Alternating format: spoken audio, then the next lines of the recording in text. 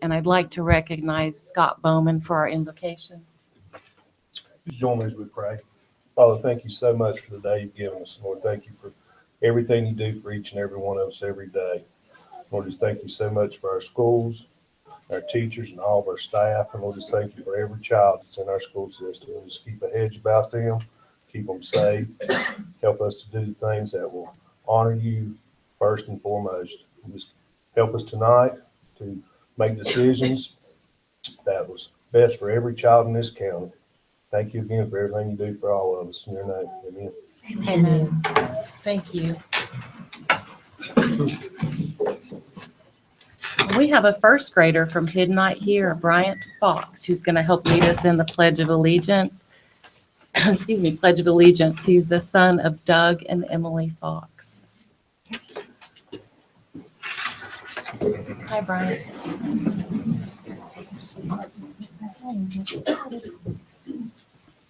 Attention, salute, pledge.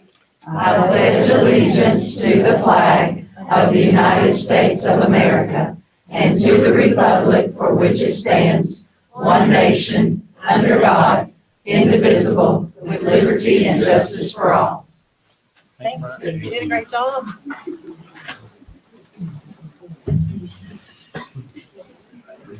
I want to thank you all for coming tonight. Board members, you've had a chance to look over the agenda in your packets. Do I have a motion to approve the agenda as presented? So moved. I have a motion and a second. Any additions, discussion? All those in favor of approval of the agenda, please say aye. Aye. Any opposed? That motion carries unanimously. And now I would recognize Dr. Jennifer Hefner for our honors and recognitions portion of our meeting. Thank you, Madam Chair. It's always my pleasure to present the honors and recognition portion of the board meeting. Tonight, we're going to honor 7 teachers who have successfully renewed their national board certifications. I would ask Vice Chair Bowman to please come up and help me.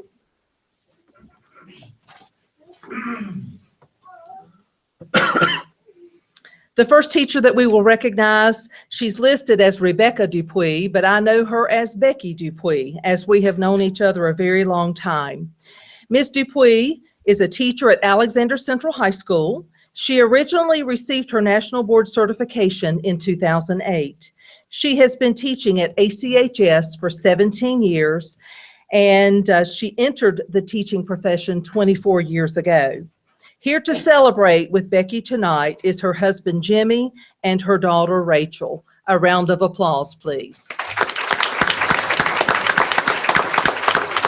Okay, I retract that statement. They were here, and I just had someone tell me they had to leave. So Rachel has danced. Got it, got it. Well, I'm glad they were here for the reception. Okay, the second teacher that we will recognize is Christine Holman. She is also a teacher at ACHS. Ms. Holman originally received her national board certification in December 2006. She has been teaching in Alexander County Schools since 1997, which is totaling 20 years in the teaching profession. Please come forward, Ms. Holman.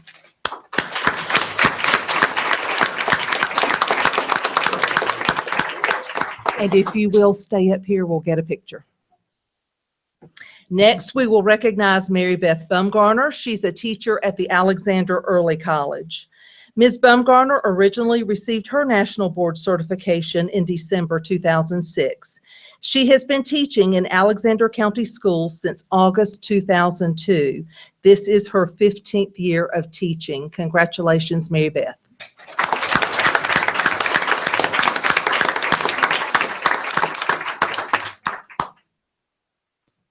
Next is Melanie Braswell, teacher at Hidnight Elementary School. Ms. Braswell originally received her national board certification in December 2006. That was a popular time, it sounds like. She's been teaching in Alexander County Schools since August 1997, which is 20 years in the teaching profession. Celebrating with her tonight is Melanie's mother, Susan Fox. Congratulations.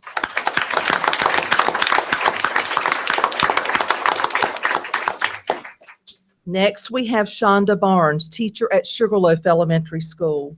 Ms. Barnes originally received her National Board certification in December 2006. She's been teaching in Alexander County Schools since 1998. This is her 19th year of teaching. Congratulations, Shonda.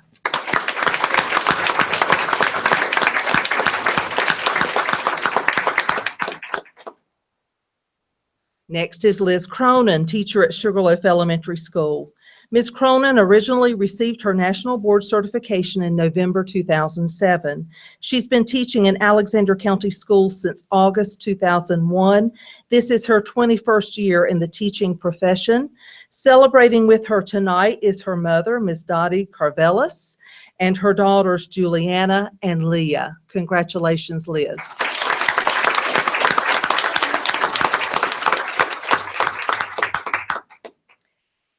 And last, we will recognize Jamie Curtis, but Jamie could not be with us tonight. Ms. Curtis was unable to be here, but she originally received her National Board certification in 2007. She began teaching in Alexander County Schools in August 2002. She took a break to play mommy and then came back to us recently, but we would like to say congratulations to all of these folks renewing at this time. A job well done.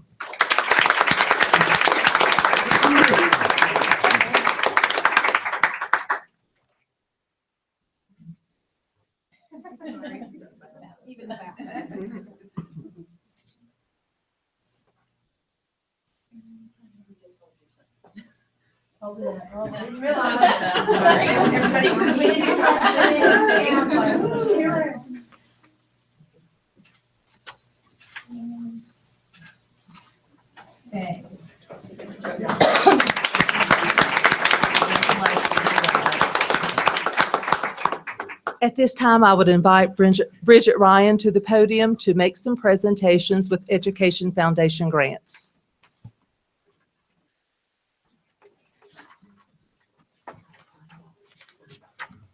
Thank you, Dr. Hefner. Ms. Hardis, will you help me with this, please? Are there any other Education Foundation members here tonight? Okay. This past December, the Education Foundation received a $1,000 anonymous grant in honor of Mr. Jack Hoke. We were asked to give this to teachers to help in their classrooms. With this in mind, we asked for teachers to submit applications for two $500 grants. We received several applications and would like to thank each one who submitted a grant application. The Foundation Selection Committee reviewed these applications, and on behalf of the Education Foundation, we would like to award the following.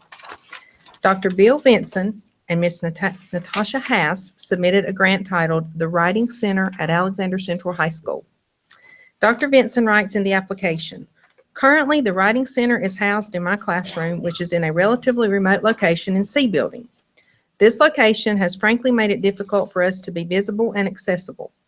Starting in the 2017-2018 school year, the Writing Center will be moving to a room in the school's central wing, which will be more accessible location."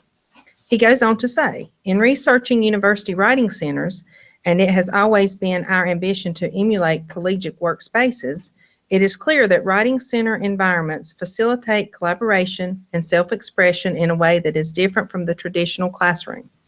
So our goal with this grant is to create such an environment by purchasing chairs, tables, lighting, or other accessories, and a coffee pot to give our writing center a socially academic atmosphere that is welcoming and inviting to students and conducive to writing consultation. We also hope to partner with the interior design program at ACS in this project to create a state-of-the-art writing center that contributes to our school writing goals and our atmosphere of excellence. This grant will be used to purchase furniture and design accessories." Congratulations, Dr. Vinson and Ms. Haas.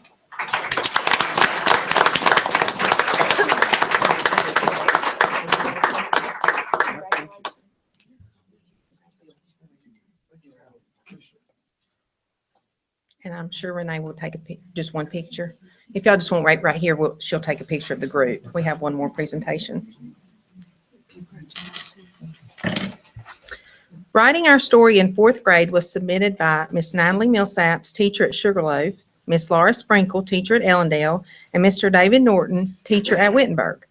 Along with their principals and instructional coaches, these teachers are striving to find new ways to increase rigor and student learning. As a county, we are learning that our graduating students are not prepared for the rigor of writing at the college level. I can attest to that. I have college students. We know that this instruction starts at the elementary school. Our system has made writing practices, standards, and goals a major focus this year. We are asking for funding to bring Joyce Hostetter, a local author, to the county as part of a day of writing instruction and celebration.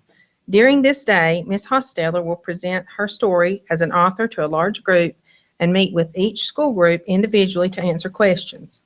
Various writing activities will be set up in stations for students to help develop their love of writing. Congratulations, fourth grade, and I believe we have fourth grade teachers from Sugarloaf accepting this award.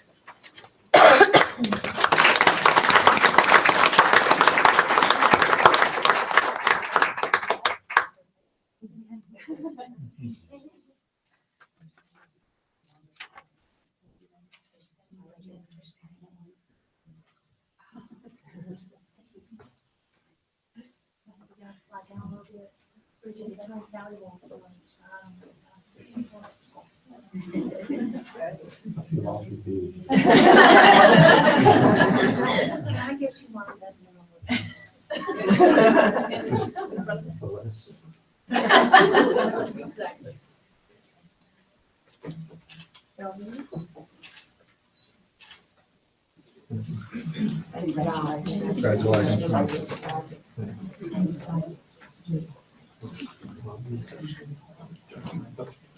I would like to thank everybody on behalf of the Education Foundation for those that submitted grant applications, because without you submitting it, we can't give the money. So we also want to thank our anonymous donor for this donation.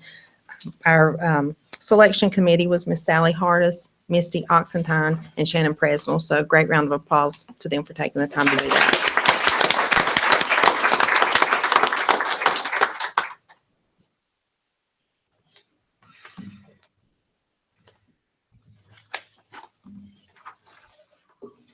All right. We're going to start the business portion of our meeting. We'll move into public comment. If anybody wants to stay for that and the rest of the meeting, you're welcome to. If you want to make an exit, I think if there's people out in the hallway that want to be seated, they can move some folks in. So it might just be a minute or two till we're ready to move to public comment.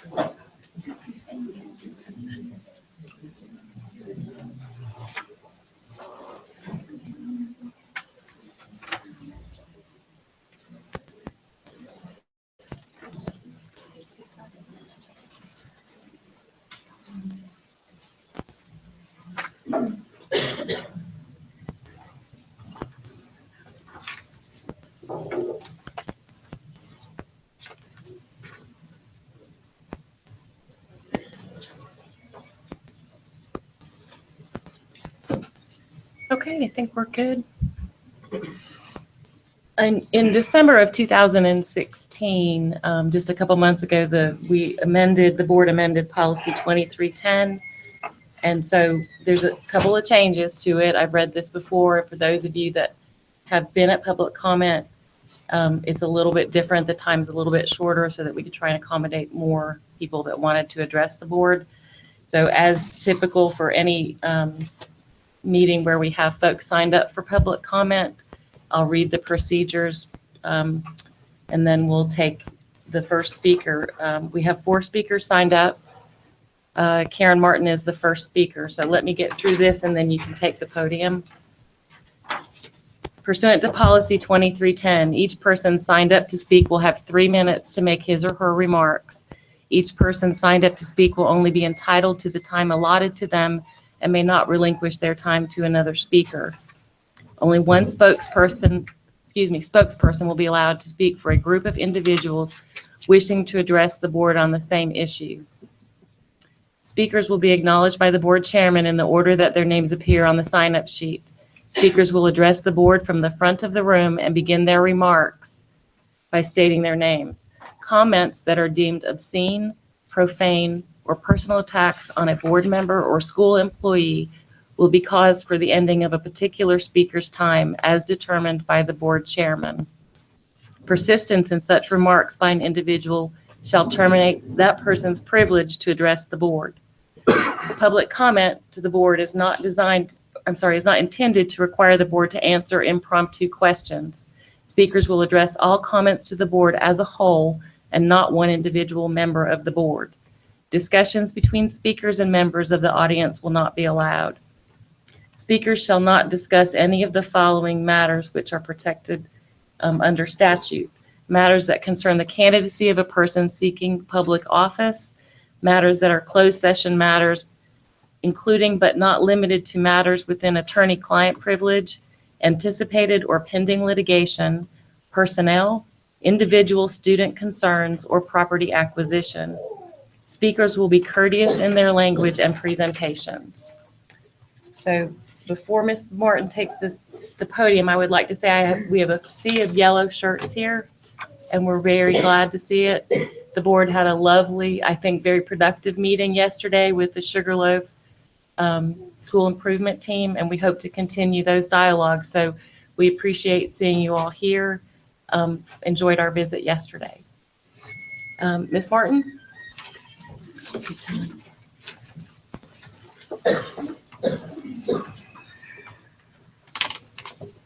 Good evening. I'm Karen Martin. This is a copy of the facilities study which all of you received last month. It contains information stating what needs to be updated and repaired at all of the elementary schools in the county. The issues addressed in this study need to be the school board's top priority. However, it came to my attention last week that the school board will have before them a proposal shortly to update the baseball field for a mere $0.5 to $1 million. As a taxpayer in this county and a parent of a student in this school system, I'm extremely offended that this would even be brought up at this time, especially when you're considering closing 1 or 2 of our elementary schools. Some people may say an improved athletic facility would bring in more revenue.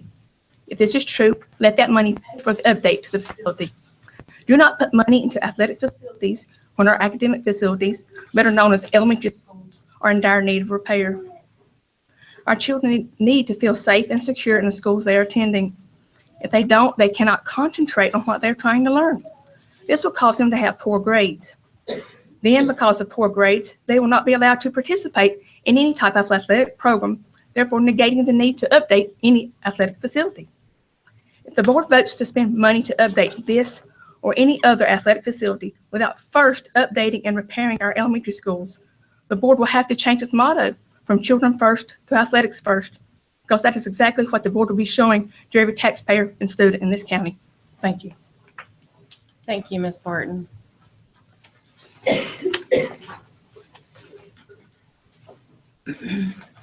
Liz Cronin?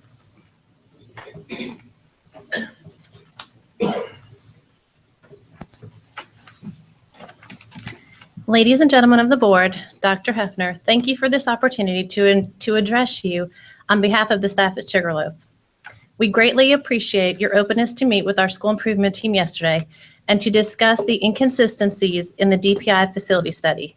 It is my hope that through this presentation, you will see what the study failed to mention. Walls and buildings do not make a school.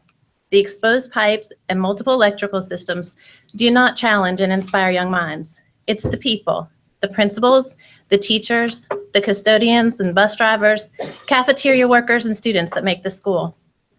At Sugarloaf, there's been a lot of next years.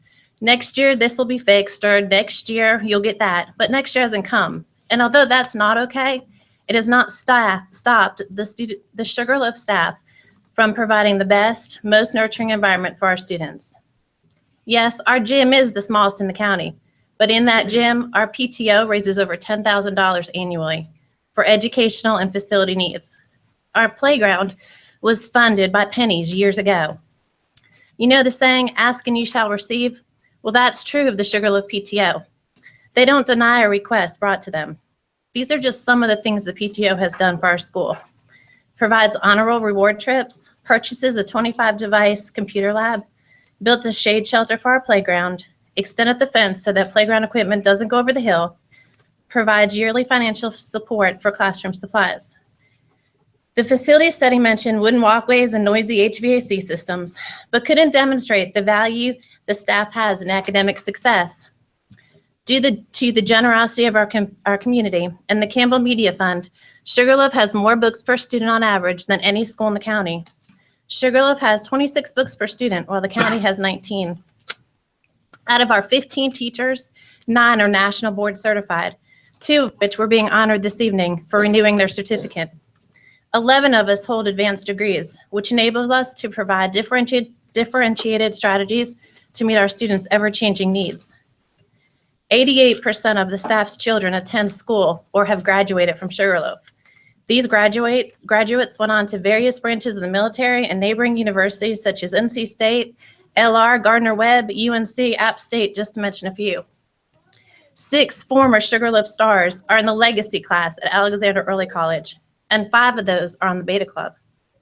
Sugarloaf alumni continue to shine academically at East Alexander Middle School, ACS, and receive numerous awards, recognitions, and college scholarships. The value we place on education reaches beyond the success on EOGs. Sugarloaf is a family. We celebrate and support each other and mourn together. Our school community continues to bring 14,000 canned goods to the Christian Crisis Center, raises money for the American Heart Association and Relay for Life. Our small school reaches out to hurricane victims far from the homes and fire victims nearby.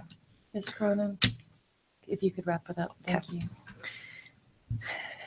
In closing, we are wearing our Sugarloaf Strong t-shirts that demonstrate who we are. We love each other. No matter how big or small the obstacles we have, we overcome them. As a school, we have continually shown academic success, and the students and staff create forever friendship. Our family invites you to join in developing a plan for our future that will continue to bless our community, our county, and the world. Thank you. Thank you.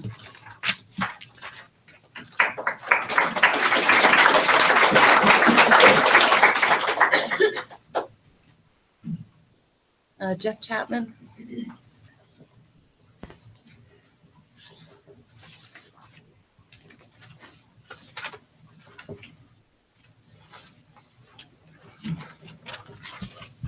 Thank you, board, administrators. Thank you for the time, and really nothing that I can say or add to anything that Miss Cronin, I'm sorry, hadn't already said. And I've got speaking points here, but don't really feel need to address them. In my 6 years with Sugarloaf, I was elected PTO president this past year. I had the opportunity to work with some really great moms and dads, grandparents, and we got a lot accomplished. And I know your study, that this DPI facility study, it's told you a lot of statistics. It's talked about our architectural problems. It's talked about our fire and safety problems. It referred to our cafeteria and our gymnasium problems.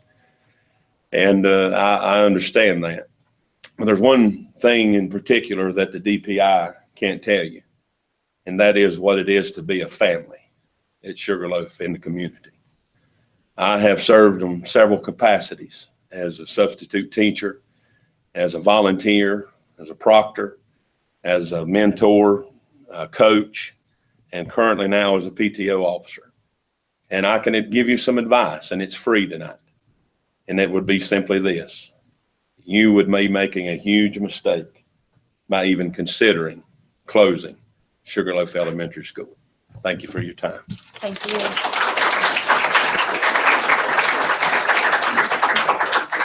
Jennifer Brown.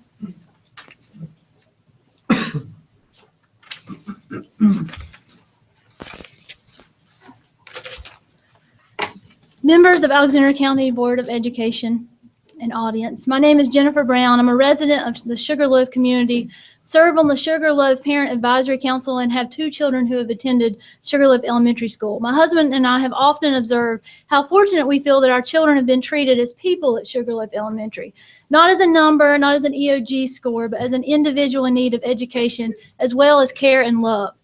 The teachers at Sugarloaf are exceptional, with 9 of 17 board certified and 12 with master's degrees. The academic success of Sugarloaf has led the county year after year.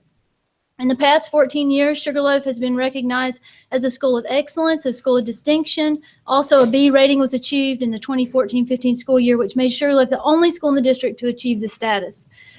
Recently, the facility survey and recommendations report evaluated the school system in terms of enrollment, capacity, and facility suitability. Unfortunately, for the Sugarloaf community as well as the Taylorsville community, the recommendation is for one or both of these schools to close. School reformers may boast that these closings are for financial gains for the school district. However, research shows countless examples where the money saved is less than projected or non-existent, while most students fail to show growth academically in their new schools. An article published in the Washington Post in 2013 shares an account where the chancellor of the public schools in our nation's capital decided to close 23 under-enrolled schools. She proclaimed that money would be saved, but years later, an audit found that the closings all actually cost the city $40 million. Most parents in the public see schools as community institutions, and the consequences of closing them is seen as a defeat in the community and as a sense of loss. Most parents and citizens nationwide have a hard time understanding why leaders do not do more to fix the schools as opposed to closing them. Are you aware of the community outreach that takes place at Sugarloaf? Examples include the Canned Food Drive, Christmas for Kids, Fallen Heroes Project, Money for Hurricane Matthew victims. The PTO is active at meeting the students' and teachers' needs. There's no denying the renovation needs to occur in the 1958 section, the gym, and the cafeteria. The suggestions made recently by the Pinnacle architecture firm are the same recommendations that have been made by Sugarloaf's leadership since 2003. The parents, students, and teachers, unfortunately, are concerned that their needs are not met and their voices have been heard, but yet ignored when it comes to renovating these sections of the campus. In conclusion, have you calculated the true implication of this dramatic change? Geographically, Sugarloaf makes the most sense to keep open and renovate. Your website states that the future of Alexander County schools includes student success and collaborative communities. Will the decision that you make about Sugarloaf reflect this statement? I'm asking that you make the facility improvements and upgrades at Sugarloaf Elementary to provide the students with a quality learning environment and a community that will serve students and families for years to come. Thank you. Thank you.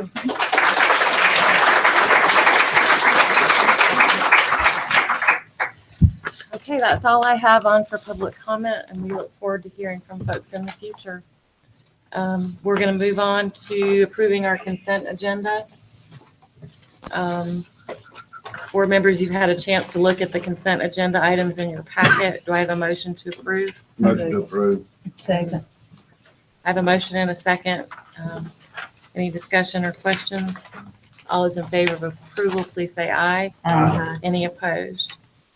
That motion carries unanimously. And now we're moving on to the report section. Ms. Stillwell.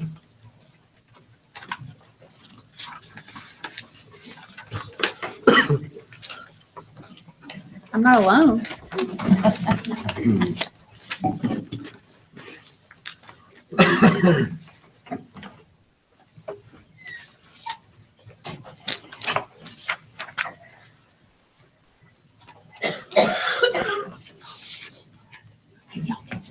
I had a little group with me today because I felt like today's presentation would be better if it was a collaborative effort between some of my staff members and myself. Again, if I don't know you, I know there's a lot of Sugarloaf people here that I don't know. I'm Renee Still. I'm the principal at Hidnite. And with me, I have Lisa Orr. She's a second grade teacher. I have Susan Dyson. She's the assistant principal. I have Sarah Carter. She's our hearing impaired teacher. I have Amy Chapman, which is my counselor. And I have Jamie Jones, which is my social worker. The first thing we're going to talk about Hidnite is the fact that we have really changed our vision and our mission to reflect our belief that all students I can't see everybody, but can y'all hear me? Okay. All students can learn. All students can and will learn at Hidnight, and we hold the students to high expectations for that. So this year we changed our vision, and our vision is to create a positive learning environment for our students, but yet we want our students to realize that we want them to become lifelong learners. So we want them to have a commitment to reach their full potential. We believe that all students have genius. So we created a mission statement that we say every morning before school starts as a staff. And our mission statement has the words lead down the side. It's at Hidnight Elementary School, we create a love of learning, recognize everyone has genius, accept differences, and dream big. And we truly believe that for our students. Hidnight Elementary became a first-year Leader in Me model school this year. Through the Leader in Me process, we are developing leaders with 21st century skills. The Leader in Me is an innovative school-wide model that enables educators to unleash each child to its full potential. To do this, we teach students the 7 hero habits, which you can see on the slide. The habits were developed by Stephen Covey. Stephen Covey has created these habits to prove that students can lead to growth in your community and within your school by creating students to be leaders. The Leader in Me paradigm sees that every child is capable, every child is a leader, and it changes everything in your building from the inside out. And that's the reason that we chose to become a Leader in Me school. We felt like our students needed to be changed from the inside out. So to begin, I'm going to have Lisa Orr, and she's going to talk a little bit about how we teach our students about Leader in Me. Okay. At Hidnight, we feel like not only should the students hear about the 7 habits, but they should also use them in their daily routine. So every morning we have what we call lead time. Everyone in the school is actually doing activities that relate to the 7 habits. We use literature. We have different activity books that the kids use, and it's by grade level. We have the 7 habits of happy kids that just has different stories, and we can talk about the different habits and what they mean. And normally we take 1 habit a month and just work to where they can just really become familiarized with it. There's other little books that we use. And not only do we use this type of literature, we also use in our reading activities. We may say, okay, what did we do? What did this character do? How did this character how was this character proactive? We use different activities. You got them. Okay. If you can look over here, we set goals. And in my classroom this week, we made a classroom goal. I looked at data last week. I have 17 students, which 11 of them passed their spelling with 80 or above. So what we did was I sat down with them Monday, and we were just looking at things we could do to improve our spelling grades. And we talk about those, and I've got a poster up in the room, and we talk about it every day. What can you do? How can you help your fellow classmates and things to make a better goal for yourself and for a class? There are different activities that take place. We have accountability partners. Each classroom, students have accountability partners, and they can just ask them, say, okay, what do we do? Or if we look at one who is not being accountable, so to speak, you've got someone who you can go to and say, okay, what can I do better? Or how can I improve? And then teamwork. One of the things is synergize. We really stress synergizing. And one of the little activities that we did, we just had them all take their shoes off. They got in different groups. They worked together to see who could build the highest shoe tower. And I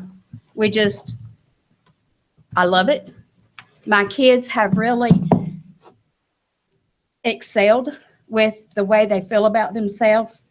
And I love Leader in Me as a school. Thank you, Lisa.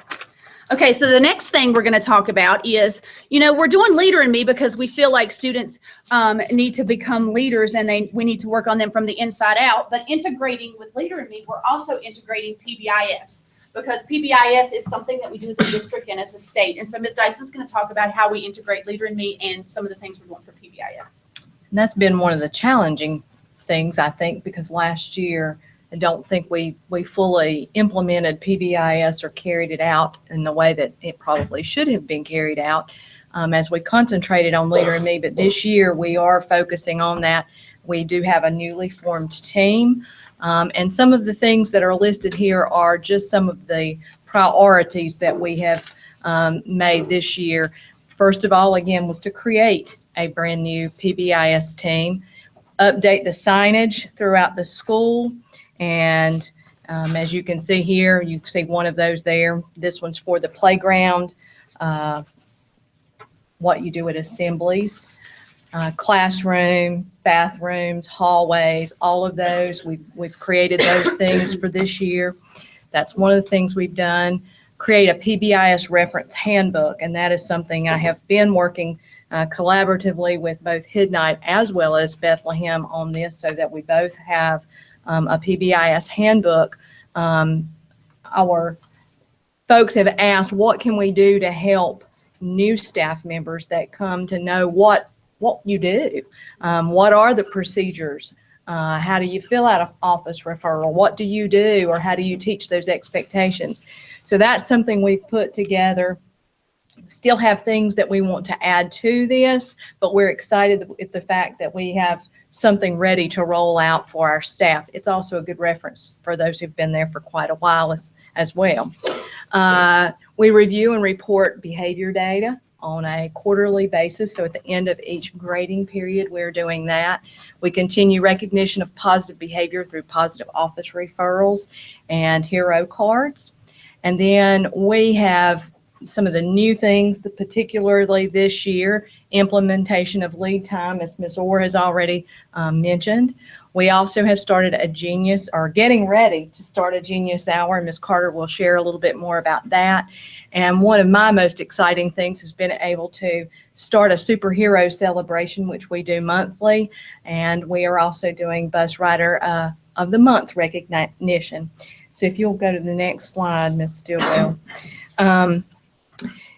Here you can see two of those examples of those celebrations. We just had our Bus Rider of the Month recognized in February's today, and you can see those students who were recognized this morning and with breakfast.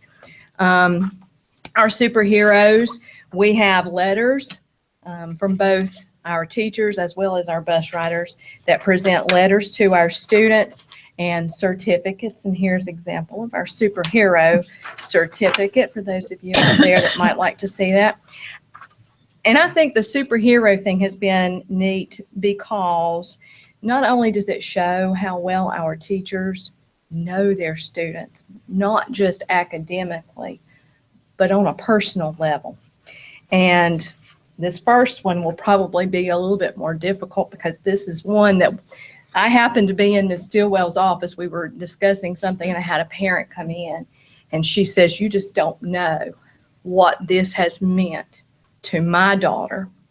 And so I'm going to read this particular letter to you and what the teacher had to say. This is from Nicole Scoggins to one of her fourth graders.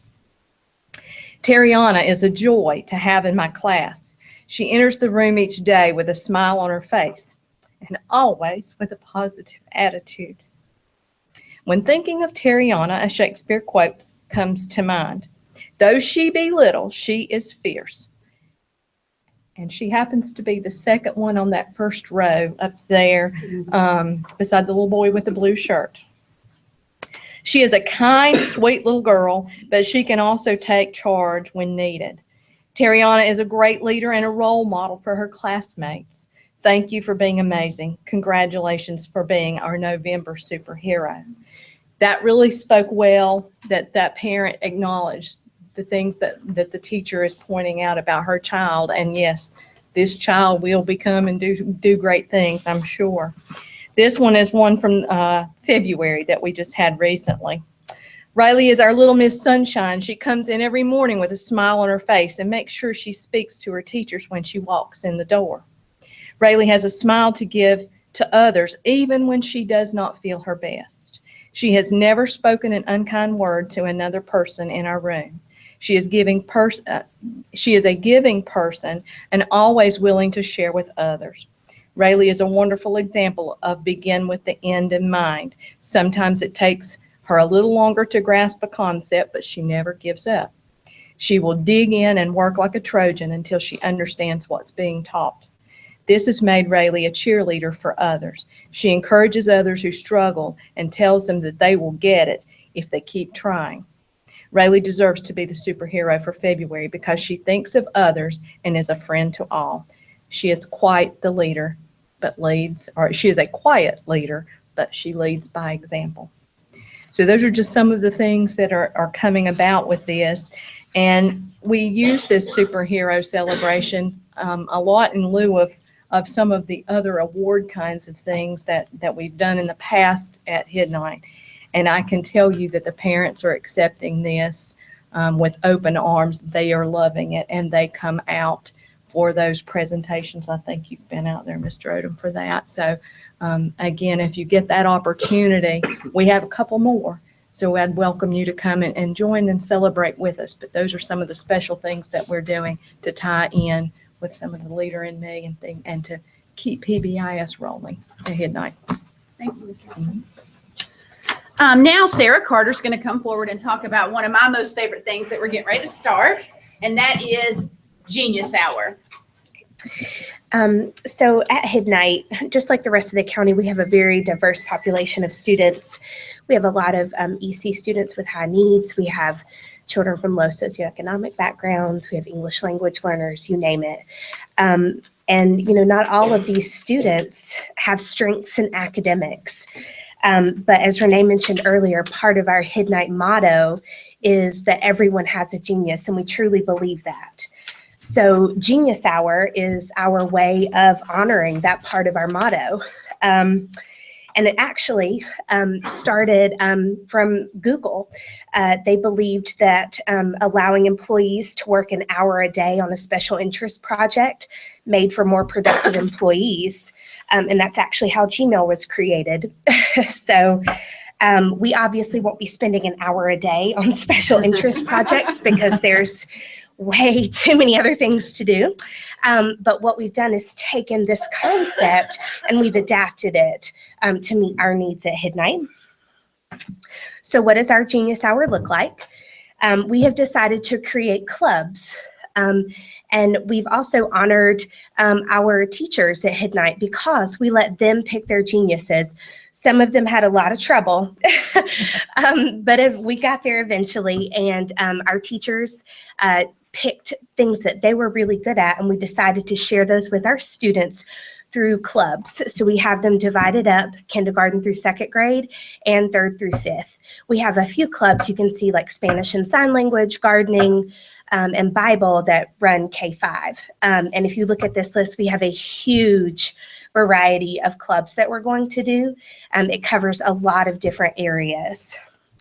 You can go to the next one. So our first one is actually next Wednesday. I really wish we had had one before this, but that's okay. We are getting a lot of positive feedback from our students, and I am seeing a lot of really great collaboration among staff members as well, not just on academic stuff, but in planning for things for students to do for these clubs. They've really taken it and run with it to try to make this a very fun, engaging learning experience for our students. And these are just a few of the many comments that we have gotten from students. Some of them definitely want to do it every day. Some students had trouble choosing their favorite club. We have a kindergarten student. He already knows that his genius is science, and he is going to be a scientist. And we actually had one student during our assembly. He told me that he already knows Spanish, and he said amigos. And that was his word that he knew in Spanish, so that was already his genius. So he was going to pick a different club so that he could have a new genius. As you can see, our students are super excited about it. Our staff is very excited about it. So we really look forward to starting this journey and, giving our students this confidence boost through helping them find their genius outside of the academic setting. Thank you. And I'm doing cosmetology, so I have been really watching some YouTube videos on how to do your hair and makeup. Hey, it's going to be my genius, even if it's not yet. So now I'm going to introduce Amy Chapman and Jamie Jones, and we just want to talk about, I want them to talk a little bit about why our motto changed and what we're doing differently at Hidden Night.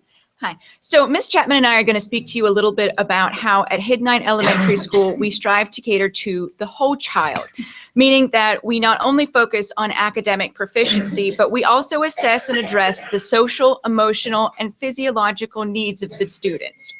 This concept can be most easily explained from the theory of Maslow's hierarchy of needs, which posits that in order for us as humans to function and progress towards fulfilling our full potentials, we must first satisfy our most basic needs. These needs in order of importance are physiological things like food, water, and sleep. Safety, meaning housing, physical security, and familial stability. Love and belonging, so our intimate and social relationships, and namely creating healthy attachments. And our self-esteem, self-efficacy, and realizing that we all have strengths. Once children have had those needs met, then they can begin working towards self-actualization. Or in an academic sense, they'd be more likely to be able to focus, understand material, and retain classroom instruction. For kids who live in high-stress environments, who may not know where their next meal is coming from or where they're going to sleep that night, are more likely to have or to experience academic difficulties than their peers whose needs are being regularly and consistently met. Ms. Chapman and I work on a team with our school nurse to identify these children and families who need help in meeting these needs. We assess where they're at and any relevant barriers for those who we have identified, and we work to address them through a number of different interventions. As the school social worker and with Ms. Chapman as the counselor, sometimes it's linking families with some local agencies to help them with monetary assistance, food, medical care, mental health counseling, and things like that. We can also directly provide some items like when a child or family needs clothing, food, hygiene supplies, or even beds to sleep in. Part of being successful at school means actually being at school. In an effort to enforce compulsory attendance, I have an opportunity to reach out and engage parents, assess reasons for absences, and sometimes I find out that there may be medical conditions involved with that. I sit down with Nurse Mayberry and the parent, and we work to create a plan and to look at how this may be impacting the child's schooling and if we need greater medical care plans or look into 504s. Being privy to personal information also puts us in the perfect position to help advocate for the families and students, not only in their ability to access education, but their rights within the greater community. Ms. Chapman provides counseling services to students individually and in groups to support their emotional needs and to teach them appropriate social skills and conflict resolution. She also helps provide professional support and development for faculty and staff to encourage school-wide empathy and caring. I will now pass things along to Ms. Chapman, who will explain a little further. I just want to take just a minute and tell you thank you for hiring social workers in our county. I feel so blessed to work with this lady right here that I just need to say thank you. We needed them for a long time. I've only been in the counseling field for 2 years as of March, but we work so well together, and thank you from the bottom of my heart. Thank you very much. I want to first say, I want to talk about a kindness week that I had started last year. I decided that it would be a good thing to take a week out of the year and promote kindness throughout the school. So this year I added on to it, and I wanted everybody to try to do at least 30 acts of kindness. Unfortunately, it didn't go as well as I had planned it to. Or I didn't get my forms back like I wanted to. But the thing that I was most excited about was my Mix It Up lunch. Mix It Up lunch is where we take the kids and we put them with different people than they normally sit with. It gave them a chance to interact with, other students that they might not normally socialize with. And I did a survey and I got some feedback back that I was so excited about, other than, changing some people wanted to change the lunch menu for the day. That's how they would have made it better. But I don't know if we could hardly do that, but they were really excited about it. They had questions on the table to where it gave them some things like, for example, if you could eat lunch with anybody, who would it be? If you could go on vacation anywhere, where would it be? And it just gave them some, times to interact with some people that they might have not normally interacted with. We also took a time to raise some money for the Christian Crisis Center. Jamie and I talked, and we were like, where do we want, our school-wide service project to go to if we were to collect money for somewhere? The Christian Crisis Center helps us out in so many ways, and so we thought that we would give back to them. We raised over $500 for them by a coin collection with the whole school. And, well, as you know, she talked about the attendance. We decided that we needed to do something to try to boost our attendance at Midnight. I remember when I came there, one thing that she had said to me is like, what are you going to do to improve attendance? I'm like, I don't know. But because it is, bless them, they just don't want to be there. So we decided together, Jamie and I was glad to have someone to help me, but we did a Midnight Attendance Heroes. And what that entailed was we took a bulletin board, we put perfect attendance up there, and every time that each classroom would get perfect attendance for the day, they would move their little superhero across the board. And when they got to at the end of perfect and the end of the attendance, then we celebrated it. But one thing we did to begin with is Jamie, being as talented as she is, she designed a skit that me and her used some superhero puppets, and we showed the school on why it was so important for us to be at school. I wish I had a chance to show it to you. I think she sent it out to some of you guys, so it was kind of cute. But we had classroom dance parties at the end of the week, and we've also developed a flyer to send home with parents and with tips to improve their child's attendance. She's also been working on some attendance contracts and things like that with parents as well. Some other initiatives that we have started just this year, we've had the closed closet, but we also have a hygiene pantry to where if families need shampoos, soaps, things like that they can come to the school and we would be able to provide that for them. We also, Jamie, in the basement of her home, has been able to have things like beds and couches and things like that she is keeping there. If you know of anywhere that she could store those, that would be great. She'd love to get them out of her basement. And something else that we started is we started a benevolence fund to where that we could help families out if they needed help with their power bill, as well as field trips and things like that.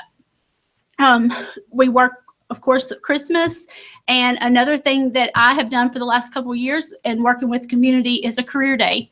I have been able to work with Chad Pennell in getting lots of local different careers to come out to our school. It's been a great success for the past 2 years, and he's excited about doing it again. So thank you again for having us.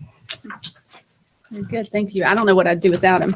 So I get to go over the fun stuff, the data. No, but before I talk about data, and I'm going to go through it really quick. One of the reason why I wanted them to talk about the things they've talked about is because I truly feel like what Jamie said. This quote says it all.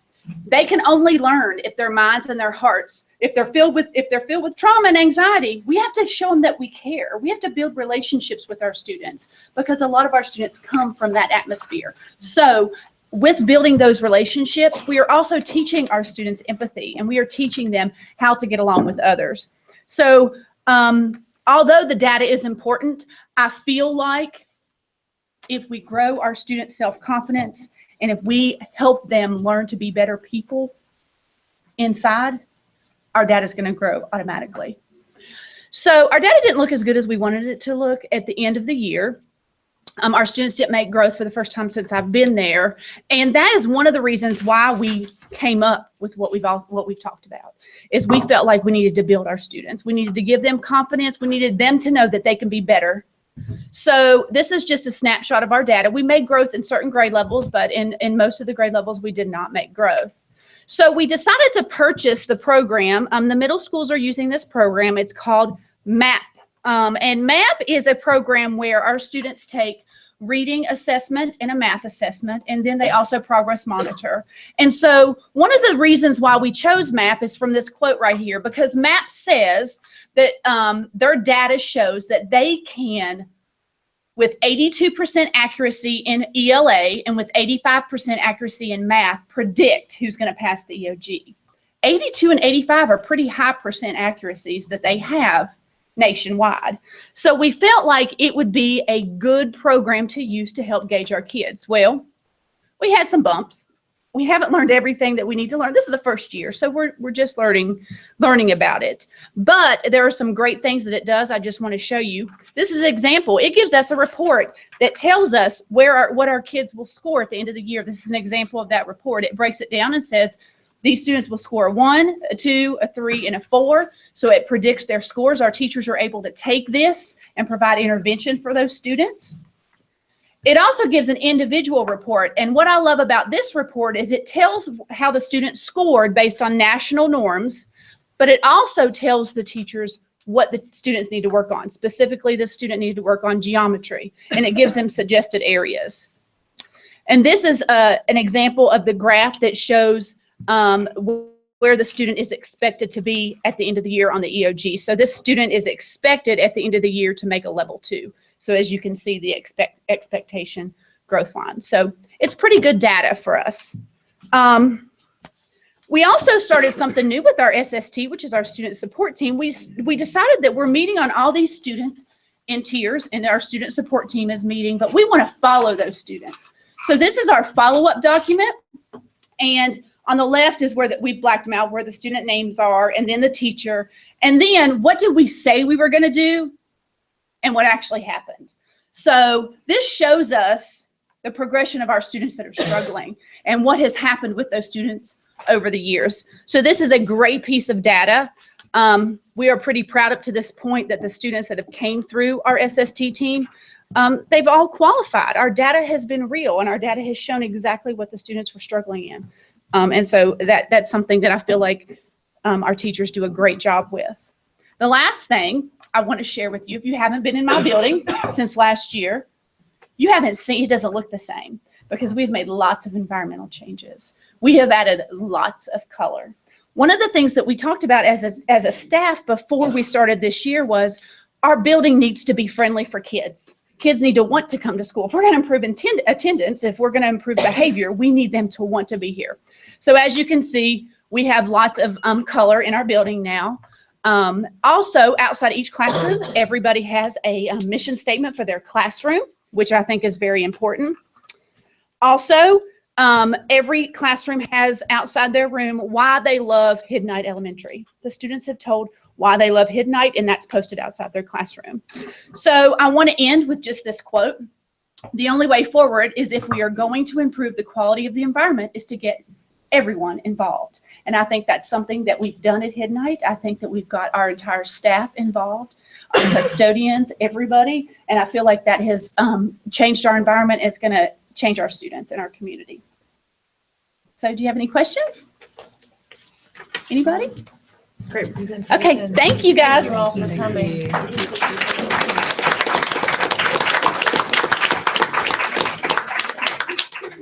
Enjoyed that, Renee.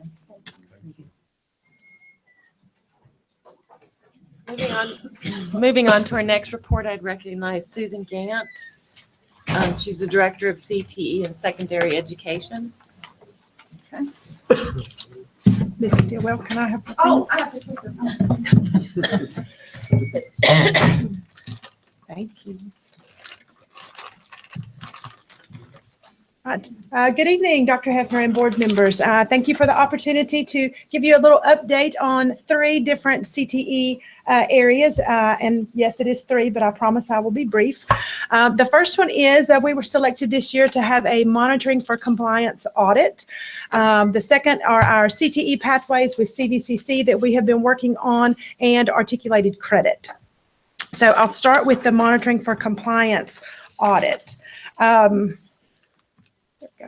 Career and technical education in North Carolina is governed by 3 sources of regulatory authority. The Carl D. Perkins Career and Technical Education Improvement Act of 2006 provides federal funding. And then the North Carolina General Assembly and the North Carolina Board of Education set policy and provide state funding. So those are our 2 sources of funding, state and federal. All 3 sources require that we monitor for compliance and that DPI provide technical assistance to us in our areas. So monitoring for compliance is an essential part of accountability that ensures that all school districts in North Carolina and school officials adhere to the appropriate regulatory requirements. We are monitored in 2 ways. One is our annual local plan, which, if you recall, I bring to you every June for review and approval. So that is revised annually. We each have regional coordinators in North Carolina, so our regional coordinator checks over our annual plan and just kind of monitors through to make sure things look correct. That also includes budget proposals. The other is our monitoring for compliance visits. Now, our regional coordinators will use our local plan to assess each LEA if they're a high risk or low risk for non-compliance issues. So if you're a low risk, then you should be good. You won't have an on-site audit or visit except every 6 years. If for some reason they deem you a high risk, then you could be audited a little more frequently. This is our first audit since I've been in this position 5 years now, so we're pretty low risk, and I hope to keep it that way. The audits are performed by 2 of our regional coordinators. Marty Toby serves as the regional coordinator for the Northwest region, so he's ours, and then Lisa Conger is the Western region coordinator, so she came over to assist Marty. I have to get used to using a clicker, sorry. The way the monitoring for compliance visit works is Marty Toby came over for an interview in December. The interview, he just sat with me. We went over the document that they use to monitor. And I did not include this in your packet because of its length. But obviously I have one. This is our final copy. So if you would like to see this, I can make this available to you.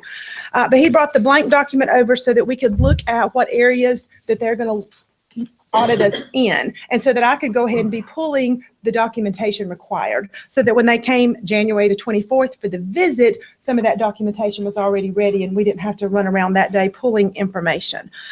So they came, Marty and Lisa came and spent the day going through all of our documents, especially our purchase orders and all the financial aspects that we have in our budgets. So a week later, on January the 30th, he sent back our audit review and our 2-page summary of findings. And I did include that in your board packet. I didn't include it on the slide because it would be too hard to read from that distance anyway, but you do have it in your board packet. I would like to summarize that they did give us 8 commendations. Our Live House project is one, because we are one of the few LEAs in the state that still do a Live House project. So that was a commendation. Also, our technical attainment scores, and that's basically where our students are proving proficient on our post-assessments, our performance indicators, and then again, our purchase orders and our financial documents. We did have 5 non-compliance issues, which I'll come back to, and then we had 6 recommendations. Some of the recommendations included our webpage, updating our webpage, providing a little more information, maybe some pictures, trying to show off a little more. And I will admit, webpage design, webpage maintenance are not my strong suit. So I'm working on someone to do that for me because we do want it to look good and show off our program. We'll also work on increasing internships and hopefully some credential opportunities for students. So the non-compliance issues, we did have 5 non-compliance issues, which is actually pretty low. They fall into 2 categories. One was non-discrimination statements. We haven't had any issues of discrimination, but because we do receive federal funding, we are required to provide non-discrimination statements in the local newspaper, which we will do annually from now on in August. And then also on letterhead, websites, any publications that we put out. So that change has already been made. And the one in the newspaper will go out in August. The other category is fiscal. And I know that finances is the worst place to get into trouble. So I am happy to say I listen to Sharon Mahaffey. I talk to her often to make sure I don't get in trouble with financial matters. But I will say that the areas that we were deemed non-compliant were fairly minor. The first one is, in the past, I had been providing snacks for a parent meeting for nursing fundamentals. I'd also been providing snacks to students when they took the work keys assessment, because that's a 3-hour assessment. I cannot purchase snacks with my state and federal funding, so we will no longer buy snacks. That one was easy. And then we did I paid for some wiring for the building that our lab needed. The lab needed it, so I paid for it. Because it is part of a building, I can't use federal funds for that. So we've worked out how to remedy that situation as well.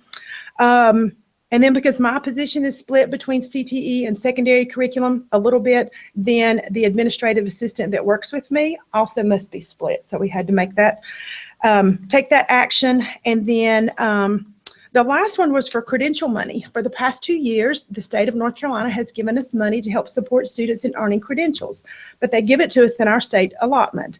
In our state allotment, we can't cut checks to students for that, or to their parents if they've paid for the credential. So I moved the money into a local account so that we could cut checks out of it. And they don't like that, because then they can't monitor it from the state when I move it to a local account. So we had to change that one.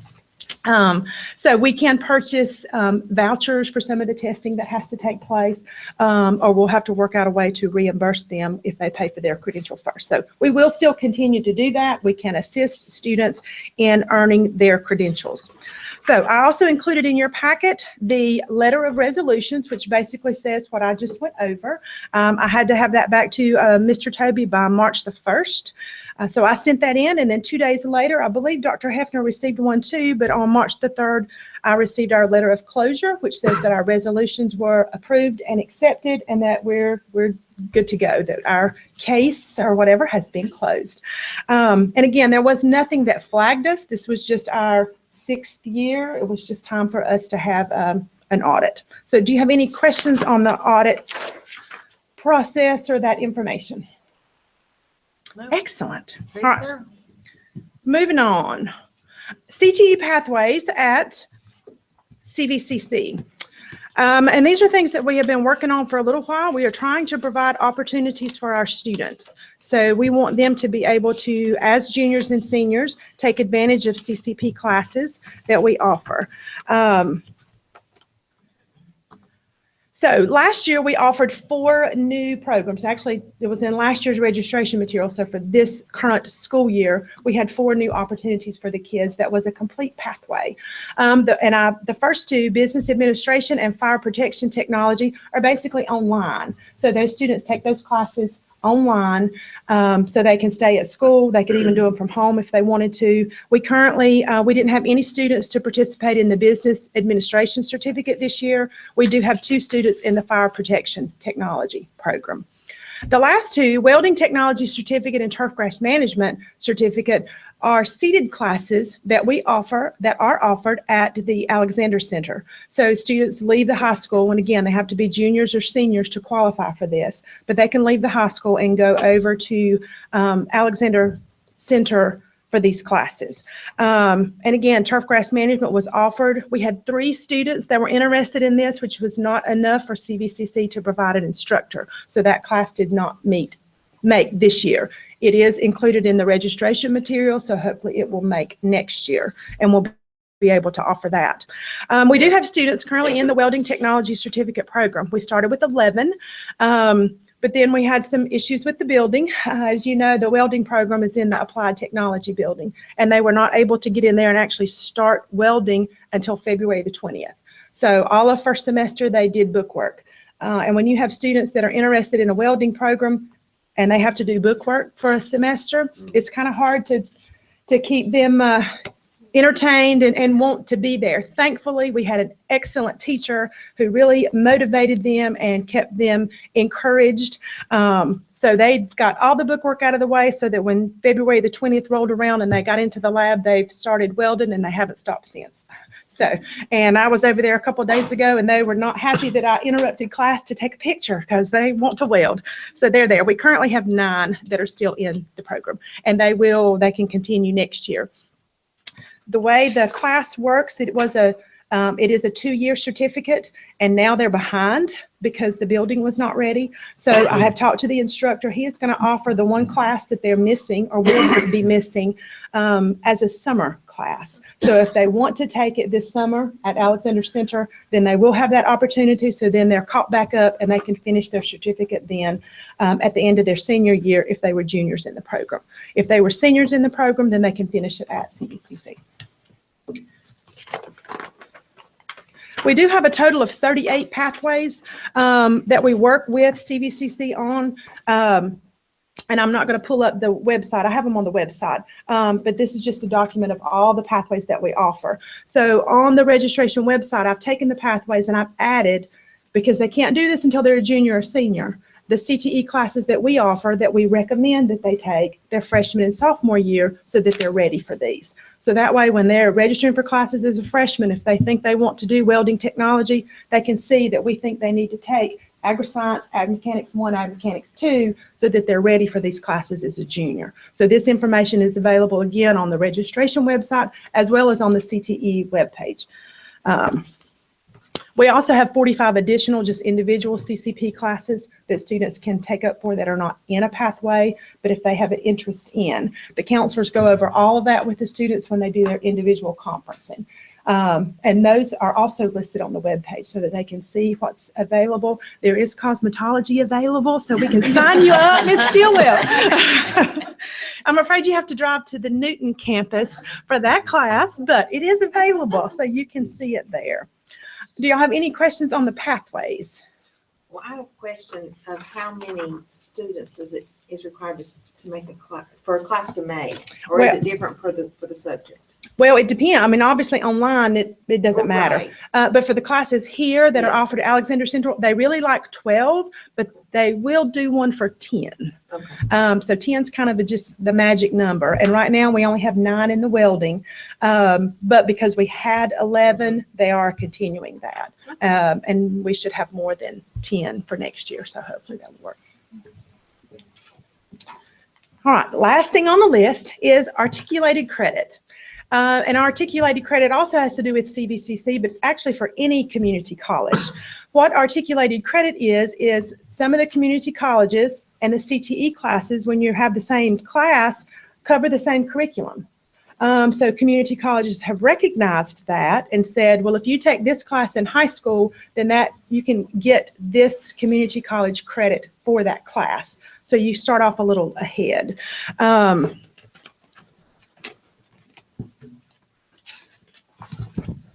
So we do have a document, and again, this is on the website. I did not put this in your packet either because of the length, but this covers all of the classes that are covered on the articulation agreement. So on my copy, I've highlighted the ones we offer because we don't offer all of them. But I've also gone through on the copy that's on the website and identified what community college in our area offers that class or where they can get that articulated credit, because it may be at CVCC and it may not be. Like Wilkes Community College offers the animal science program, whereas none of the others in our area do. So I wanted the kids to know that yeah, you can't get it at CVCC, but you can go to Wilkes if you're interested in animal science. So I've included information from CVCC, Wilkes, Western Piedmont, Mitchell Community College, and Wilkes. No, I said Wilkes. Anyway, there's 5, so that the students know that. Those are the ones in our area. But again, the students can earn that credit. Now, there are some requirements. They must make a B in their high school course. They must make at least a 93 on the post-assessment. And the student themselves has to go to the admissions office at the community college to request the credit. I can't just say, here they are, they get the credit. So when they go to request it, then the college will ask for a transcript or whatever so that they can verify that it's there. But we had 9 students that earned articulated credit last semester, so I've sent them a letter. So actually, I addressed it to the parents because I figure the parents want that information more than the kids. So that if they're going to community college and they want to, they can pursue getting that articulated credit. So we will send out the letter at the end of every semester to qualifying students. So any questions on articulated credit? So they have to make a 93 on the post-assessment. Yes, sir. That's regular. In order to get counted as college credit, they have to make that. All right, thank you. Thank you, Susan. Thank you very much.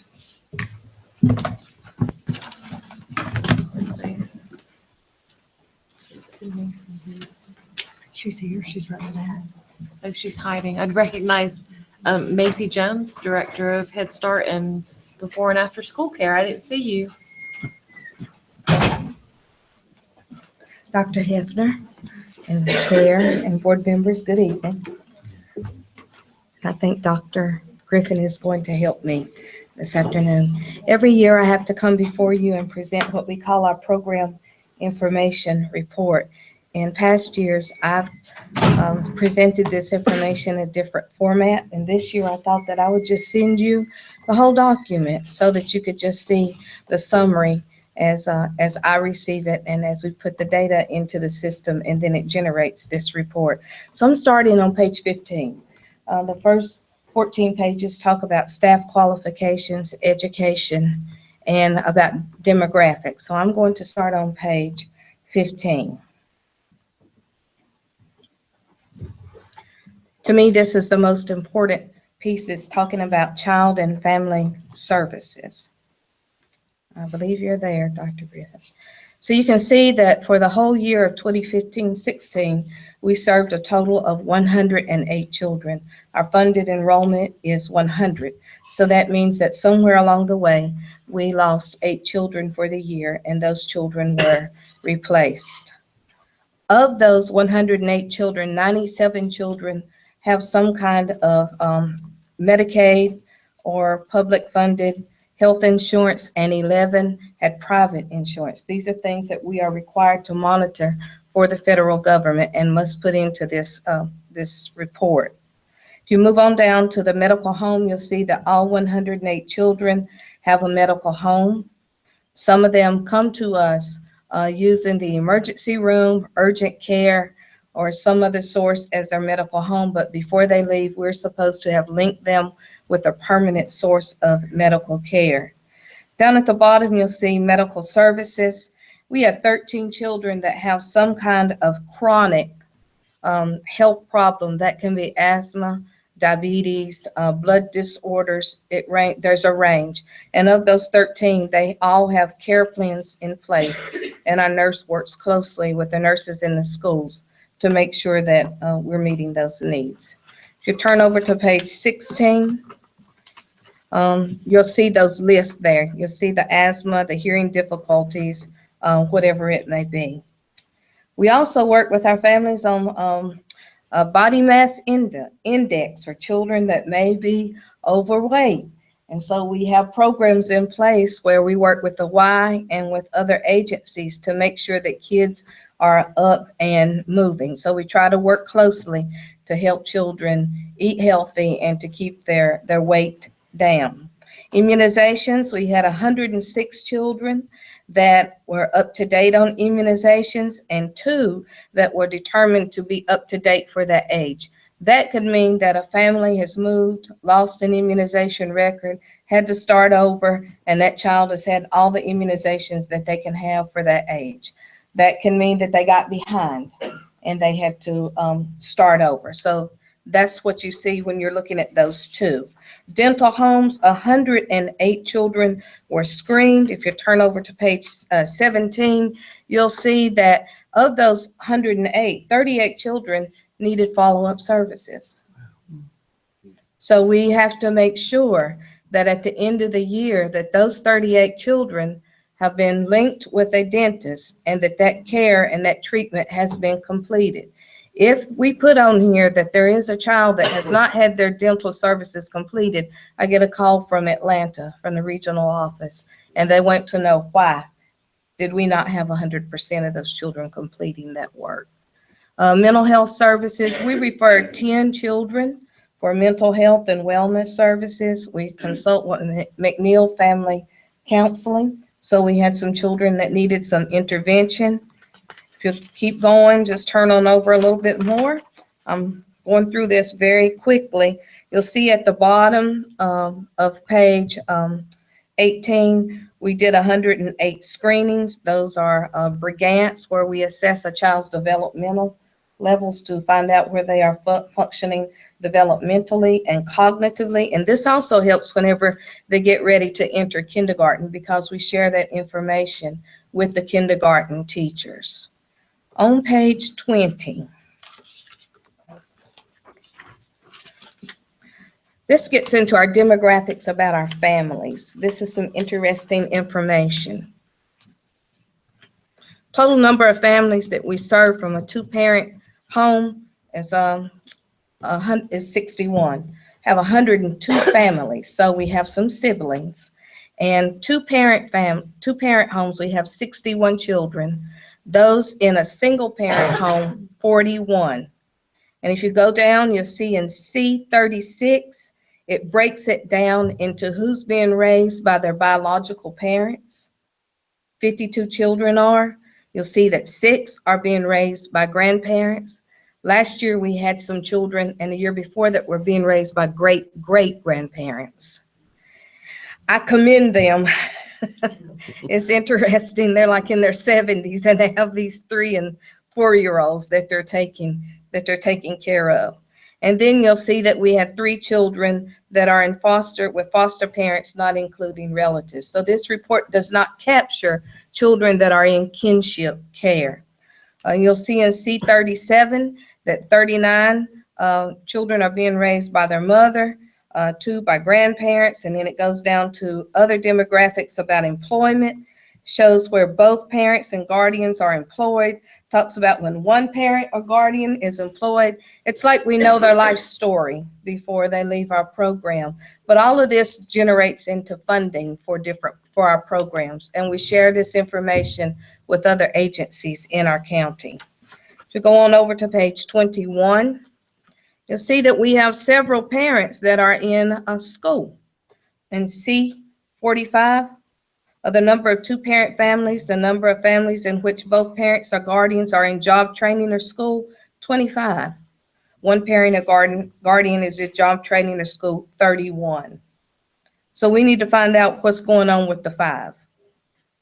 Why aren't they, if they need to be in school or need assistance? This is what our family advocates do. Our family advocates are our social workers, and they help them achieve their goals.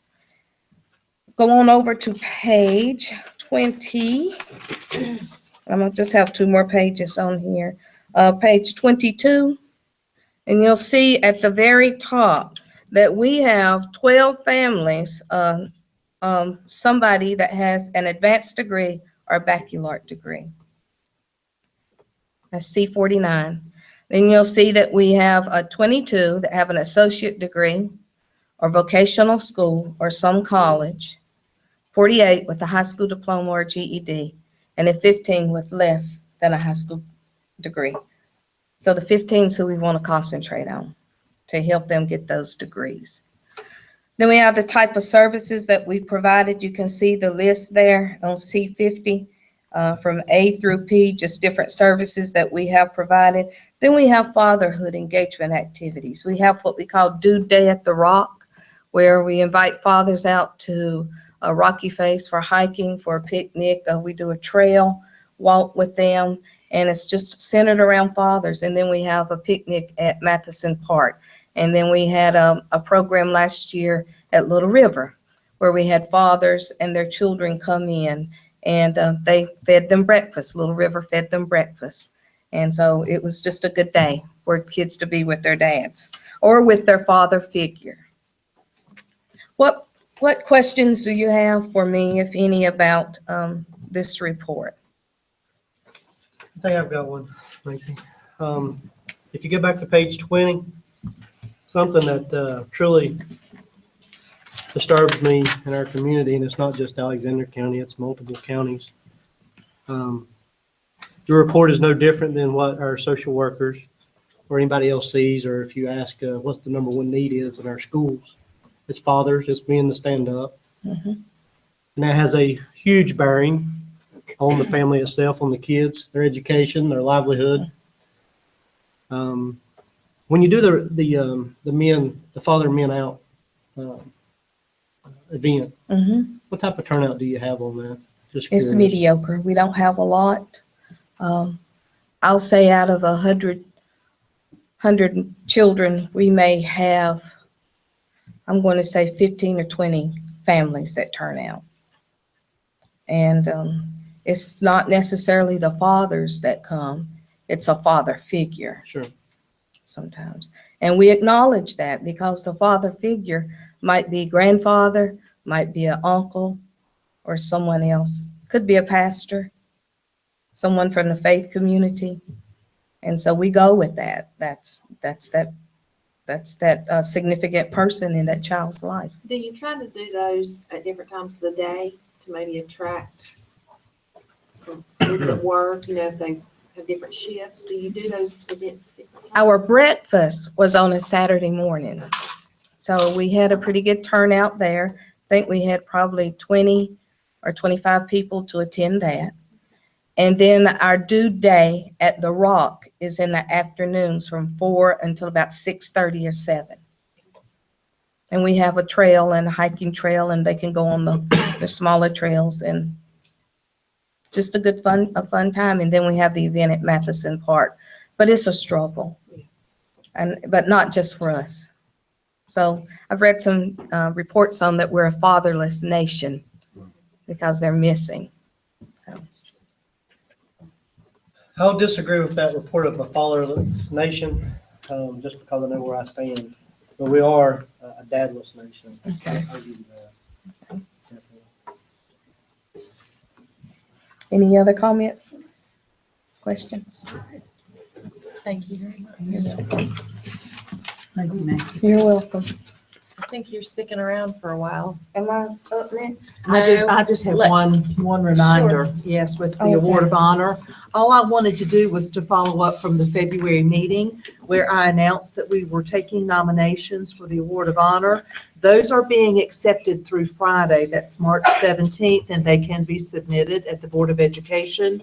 The information as far as how to make a nomination would have been in last month's packet. So I just wanted to give a quick reminder that those nominations are due Friday. The 17th. The 17th, yes.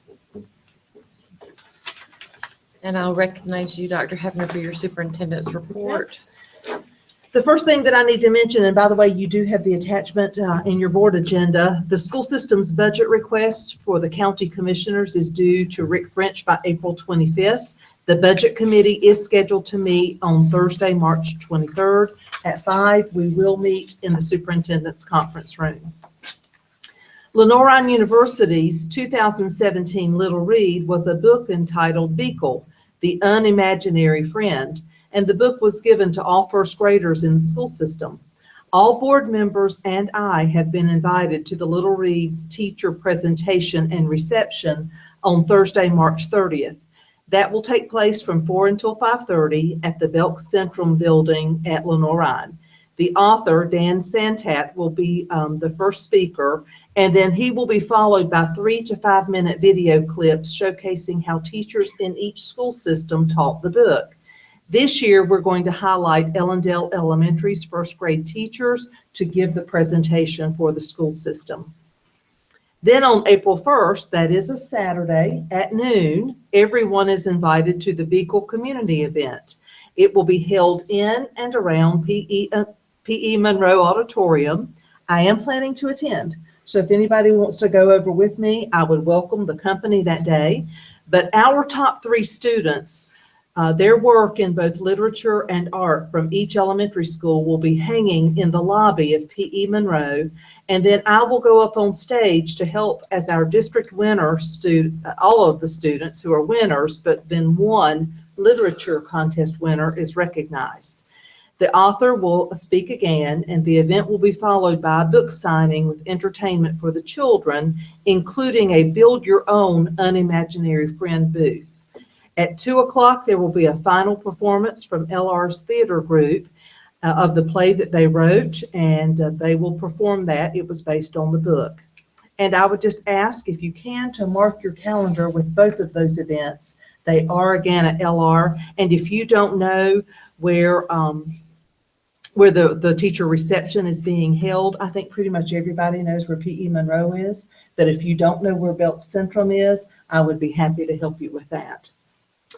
I also am very proud that Dr. Curry, Dr. Maynor, and Mr. Roney will be making a presentation at the Collaborative Conference for Student Achievement in Greensboro next Wednesday. The topic of their presentation is district implementation of a multi-tiered system of support with a focus on secondary schools. They will make that same presentation at the North Carolina Association of School Administrators Conference in late March.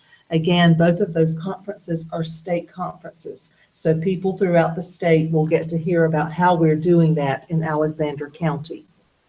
You have an invitation at your place from Teresa Smeeks for the elementary and middle school Battle of the Books competitions. The elementary competitions being held tomorrow at the pod at the Old Head Start building, and then the middle school competitions being held on Thursday at the auditorium. And if you can attend, we certainly welcome you at both of those events. And lastly, kindergarten screening at each elementary school began on February 27th and will conclude in early April. Those screenings are going well and will give us an idea of student numbers for kindergarten next school year. Do you have any questions? Thank you. Thank you very much. We're going to move on to unfinished business. We have I would recognize Ms. Mahaffey. We have two sets. I'm sorry. The first set is a second reading of proposed policy revisions as listed. Okay. The policies that are up for second reading tonight are 3620 extracurricular activities, 5,000 student and community, 5020 registered sex offenders, 5027 weapons and explosives, and 5120 relationships with law enforcement. I heard nothing about these policies. There were no questions. All right, these are on for a second policy. What's the pleasure of the board? Do you want to approve them on the second reading? I move to approve. I have a motion and a second. Any discussion? All those in favor of approval of those 5 policy revisions, please say aye. Aye. Any opposed? That motion carries unanimously. And we're going to move on to new business, which is a first reading of proposed policy revisions in the 6,000 series. I think you all have those in your packet with the strikeout and the footnotes. So is there anything significant that you would like to point out to us at this point? There were really no significant changes. Most of them were just either legal changes or whatever. The Iran Investment Act that is mentioned there is a federal law, and it prohibits persons to contract. It prohibits us from contracting with persons determined to be engaging in investment activity in Iran. So we have to do several things to ensure that we do not do that. All righty, we'll bring back those policies next month. I would now recognize Teresa Smeeks, Director of AIG and Advanced Programs and Accountability for the summer school plans for the high school. I brought y'all a copy. If you look at the plan, it is exactly like last year's, except the dates are changed. And he did include this year in the dates, if any seniors need summer school, when the summer school graduation would be held. So maybe you could hold that date, and then if we don't need it, then you have a free day. But if you do, you could be attending. Dr. Hefner attended that last year and said it was really a great thing to be at. So, but we just need approval so that he can do that. I need a motion to approve the plan as presented. Move to approve. Second. I had a motion, a second, any discussion? All those in favor of approval, please say aye. Aye. Any opposed? That motion carries unanimously. Thank you very much. Thank you. And if y'all all want to come out, Ms. Hardis will be moderating at the elementary Battle of the Books in the morning. I have read my rules. Ms. Hilton's been overseeing them before the meeting started this afternoon. I'm going to read them again before I go. Ms. Macy, I got a little confused. I knew you were presenting several things, so we're on new business item C, Alexander County Head Start budget. Yes, back last year, I asked for permission to write a grant to extend our day for 40 of our children. I asked to extend it for all 100, and the Fed sent it back and said, we told you you could extend it for 40 children. So I resubmitted it, and I asked for 262,000. I didn't break that figure down, but it's right at 262,000. And we received notification that we have $223,415. And from that money, we will extend the day for 40 children, and they will go to school until 2:45. What we're trying to do is align our day with the regular school day. And by 2020, we're supposed to offer full day for all 100 children. Of course, that's contingent upon funding. So of this $223,415, that creates 6 new positions. I thought I'd just go ahead and ask for what I wanted. All they could tell us is no. And of this, we will have an instructional coach that will work with our Head Start teachers and our teacher assistants in the classrooms, because we have some challenges with some of our children. And it includes a position for a custodian for Head Start that can help us with needs that we have in our classrooms and on our playgrounds, because we're licensed and we spend a great deal of time repairing things. And then it includes 4 full-time teacher assistants, because the teacher assistants that we have in place right now will have to leave at 1 o'clock on buses to ride as the monitor or the driver. So we need someone else to stay behind with that teacher for those 40 children. We're developing some criteria on how to select those 40 children. We talked about that in policy council, and that would be part of our budget. You also have, as part of your package, you should have had something that said selection criteria, and we have to have this approved as well. And the biggest change on here is where you see it, where it says age, based on age as of August 31 of program year. Last year, that had 4-year-olds receive 400 points. The federal government wants us to start giving preference to 3-year-olds and serving those 4-year-olds in NC Pre-K and other state-funded pre-K programs. So we're ahead of the game. We've been doing that for a couple of years. So we just flipped that, and we're giving more points to 3-year-olds. So that's part of the budget as well. The second piece to the budget is the self-assessment summary, if I may move on to that. You'll see in your information that I kind of summarize the things that we have done from the 14-15 self-assessment. Some of those things we've accomplished, some of those things we have not accomplished. We said that we needed buses. We've requested buses, but we're not sure if we're going to get new buses or not. It's just contingent upon funding. We have 2 buses down, and another one broke down this week. So we're down to really no backups. And we also said that we needed to upgrade our technology in 2014-15, and we're doing that. We have the Hatch tablets, and we have some laptops for our managers, and we're putting some more equipment into our classrooms. Still need to work on our playgrounds. We're waiting on funding for that to see if we can get funding from the feds. If you go on over to your next page, you'll see the 2015-16 assessments. One of the things that we want to do is hold a collaborative meeting with EC Children's Department, NC Pre-K, Early Head Start, CDSA, other stakeholders to talk about the most appropriate instructional setting for our preschool children. And that meeting is scheduled for May. I think it's the same day as the Special Olympics, I was told, but it's scheduled for May. Again, we want to replace our old buses. Number 3, want to continue learning and cross-training our employments on our data tracking system. And you've had time to look at all of that.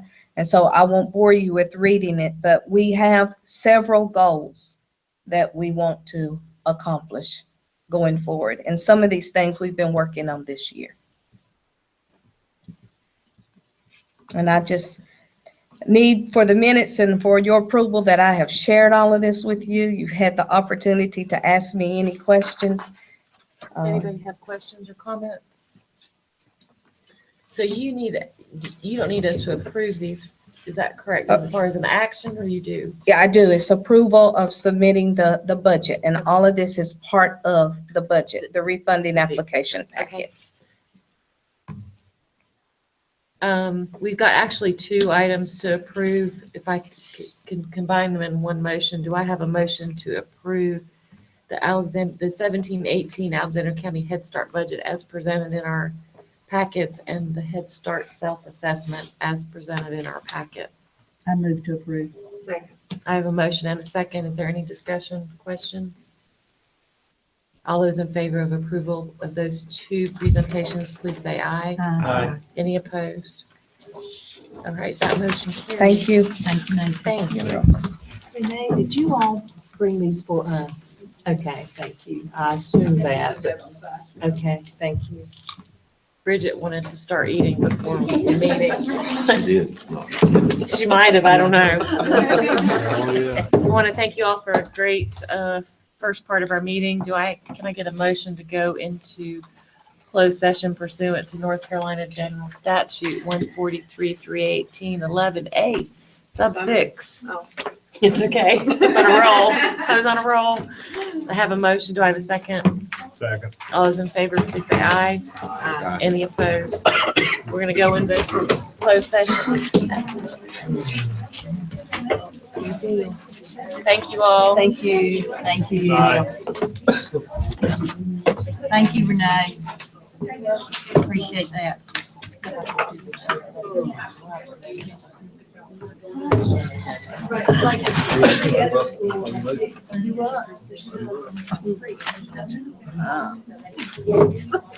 One of my teachers just. It is not.